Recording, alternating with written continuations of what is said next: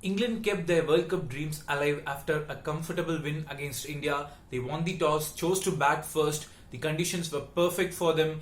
Perfect batting pitch, shorter boundaries. They just couldn't have asked for a better setup in a do or die game.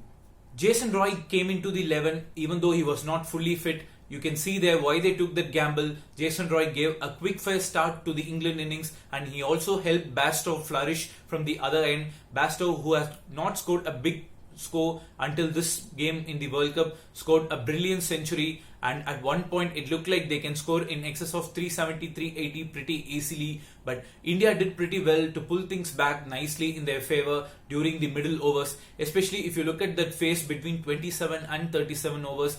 They gave away just 25 runs of 10 overs, picking up 2 wickets and without conceding a single boundary. But in the end, Ben Stokes played pretty brilliantly to take the score to 337.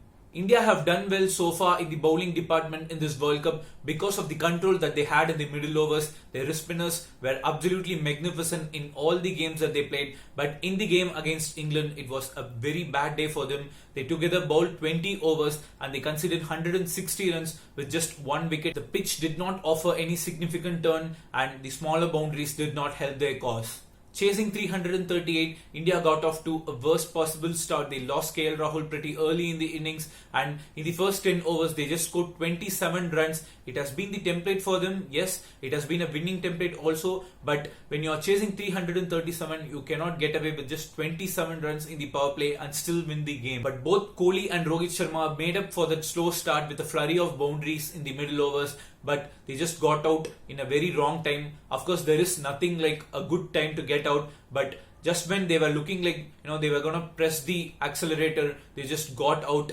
After which Hardik Pandya and Rishabh Pant tried their best to get going, but England were pretty clever with their field setup to Hardik Pandya. They knew that his hitting zone is from cover to sort of cow corner, so they placed all their boundary fielders up there and the men who were saving single were behind the wicket. Hardik Pandya doesn't play the ram shot that much. Even though if he had tried to play that shot, he wouldn't have extracted maximum runs out of it because England bowlers were bowling cutters into the pitch. So it was pretty difficult to play the big shots against those slow bouncers. In the end, something really strange happened. Dhoni and Jadhav, they just didn't look like they were going for the win. There was no intent there. There is a lot of outlash at them in the social media. It is not the first time it is happening. It happened in the game against Afghanistan as well. When the need of the hour was 4s and 6s, they were just rotating the strike with singles.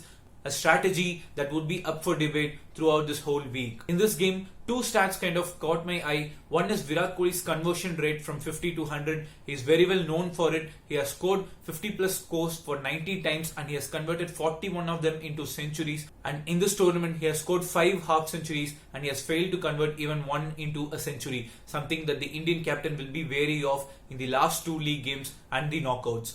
The second stat is MS Dhoni's average when the target is less than 300 and when the target is greater than 300 after the 2015 World Cup.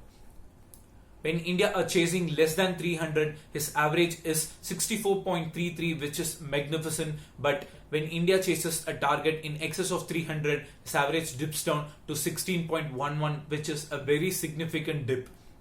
Of course, you cannot expect the Dhoni of old. Of course, you cannot expect him to come and hit the ball straight away from ball 1. But this is something that both the Indian team management and MS Dhoni will be wary of going into the knockouts.